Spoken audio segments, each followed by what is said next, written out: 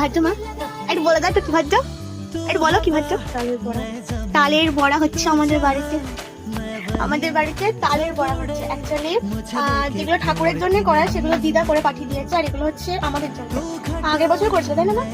না আগের বছর করিনি, আগের বছর এনেছিল কিন্তু সেটা নষ্ট হয়ে গেছে, ফ্রিজে থাকতে থাকতে সময় হয়নি ভাবি।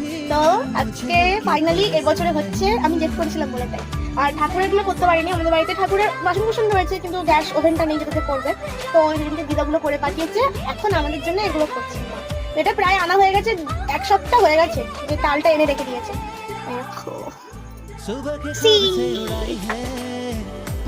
আমার তালের বড়া আর ক্ষীর এগুলো খুব ভালো লাগে, ভীষণ ভীষণ ভালো লাগে। আর আমার সেটা মাসি সেদিনকে আমাকে বেশ একটা লুচি মতো, মানে মাসি দিয়েছিল দিদাকে, দিদা আমাকে দিয়েছিল খেতে, তালের লুচি করেছিল। সেটা দারুণ দারুণ দারুণ খেতে হয়েছিল, অপূর্ব খেতে হয়েছিল, সত্যি দারুণ খেতে হয়েছিল। কি বললে একবার বলো। কি বলবো? তালের পরোটা। ওকে, আমার দ্বারা এগুলো হয় না, কেন হয় না আমি জানি না। আমাকে আমার মা বললো শুধু গ্যাসটা জ্বালিয়ে দে, তেলটা দিয়ে দে, আমি দিয়ে দিয়েছি, বাস। এর বেশি আমি আর কিচ্ছু করতে পারি না।